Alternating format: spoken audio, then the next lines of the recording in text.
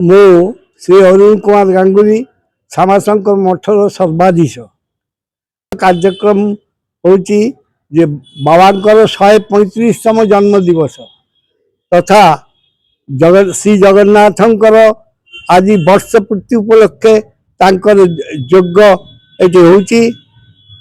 यज्ञ विभिन्न ब्राह्मण माने आसचंती यज्ञशाला आउ आमर माँ मैंने जाइछंती पानी कलश लेकिना जाइछंती से माने आसिले यज्ञ आरंभ हो। सकाळे बाबांकर पूजा पुष्पांजलि भोग प्रसाद सेवा। जय जगन्नाथ मुझे जगन्नाथ सुभद्रा त्रैमासिक पत्रिकार संपादिका त्रिवेणी गांगुली मठर जड़े साधारण भक्त 135तम जन्मवार्षिकी हूँ गुरुदेवंकर आज श्री जगन्नाथंकर वर्षे पूर्ति उपलक्षे आम मठरे बहुत कार्यक्रम हो जाइए। सकाळु सूर्य पूजा गो पूजा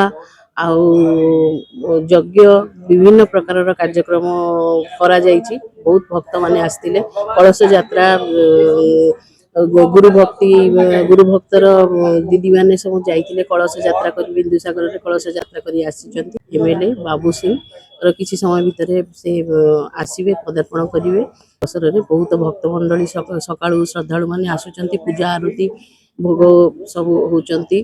प्रसाद सेवन व्यवस्था होइछि आ किछि समय पर प्रसाद सेवन हबो। जो मठ श्यामाशंकर मठर जे प्रतिष्ठाता एवं भारत वर्ष रे नामावतार रूपे सुपरिचित बाबा ओंकारनाथंकर जयंती जन्मदिन तेणु ओंकार पंचमी रूपे यह प्रख्यात। तेणु आज पुण्यतिथि 135तम तांकर आज होची जयंती दिवस एवं संयोगवशतः आमे बाबांकर आशीर्वाद एवं भगवान अनंत कृपारू एठी स्वयं जगन्नाथ आविर्भूत हेले। जगन्नाथ आसीचंदी एठी माने बरमपुर आसिले बड़ अलौकिक कथा ये। तेणु जगन्नाथंकर मध्य आमे प्रतिष्ठा दिवस उपलक्षे मध्य संयोग भाव में करूचु। आज एवं काली कार्यक्रम चलिबो। तेणु बाबांकर सबुठु बड़ विशेषत्व हैला बाबा होउचंती माने चैतन्य महाप्रभु परे एकमात्र व्यक्ति जहां को भगवान श्री जगन्नाथ साक्षात आविर्भूत होइकरी तांको नाम प्रचार करिया पिंका आदेश देथिले। ए होची बाबांकर सबुठु बड़ कथा। एवं चिदानंद सरस्वती तांको नामावतार बोली घोषणा करथिले एवं तांकर जो शिवानंद तांकर गुरु हेले मध्य से बाबा को गुरु तुल्य सम्मान करुथिले। तेणु बाबा सारा भारत वर्ष रे शताधिक मठ आ आश्रम स्थापन करिसंती। आज आमर अहोभाग्य कि आम साथी वृंदावन जे सर्वाधीश से महात्मा उपस्थित अछंती एवं आमे एठी बहुत जाकजमक रे को पालन करूछु। आमर प्रत्येक मासरे आमे पूर्णिमा दिन आमे एठी विष्णु सहस्रनाम सह भगवत गीता ज्ञान यज्ञ अनुष्ठान करूछु। एवं आमे आमर एठी जे सर्वाधीश अछंती अरुण कुमार गांगुली तांकर एथिबे एते तांकर डेडिकेशन जे आउ तांको अशेष धन्यवाद मु अर्पण करूची। दास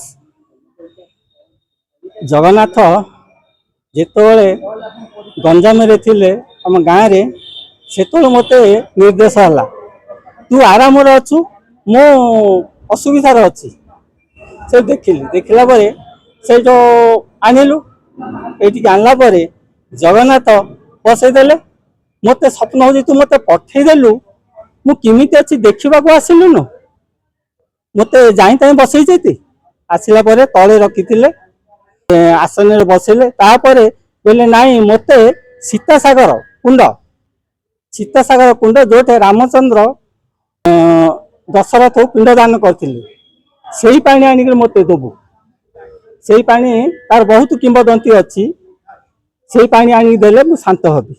तापरे सपना आदेश हला से पानी मागिले आनिक बसै दैछुचे। श्री त्रिलोचन दास मु अखिल उत्कल भगवत कृपा परिषद जनरल सेक्रेटरी। मु ये जो अनिल गांगुली महोदय अच्छा ये मोर अत्यंत प्रिय मस्ते होती जगन्नाथ प्राण। तेणु जगन्नाथ संस्कृति जगन्नाथ कल्चर को ये आगे नौकरी कि आम पछरे छिड़ा हवा कथा ଆଉ ଯେମିତି ଗୋବର୍ଦ୍ଧନ ପ୍ରଭୁ ଧାରଣ କରିଥିଲେ ଆଉ ଯୋଉ ଗୋପାଳ ମାନେ ସବୁ ଠିଆ ଲଗେଇଥିଲେ ସେଇ ସୂତ୍ରରେ ଏ ମହାଶୟ ଯୋଉ ଜଗନ୍ନାଥ ପ୍ରାଣ ଏବଂ ଜଗନ୍ନାଥ ଚେତନାକୁ ବିସ୍ତୃତ ଏବଂ ବିକାଶ କରୁଛନ୍ତି ଆମେମାନେ କ୍ଷୁଦ୍ର କ୍ଷୁଦ୍ର ଲୋକ ହେଲେ ମଧ୍ୟ ଆମର କଥା ହେଉଛି ଯେ ଗୋବର୍ଦ୍ଧନ ତଳେ ଠିଆ ଲଗେଇଲା ଭଳି ଆମେ ତାଙ୍କ ପଛରେ ଅଛୁ।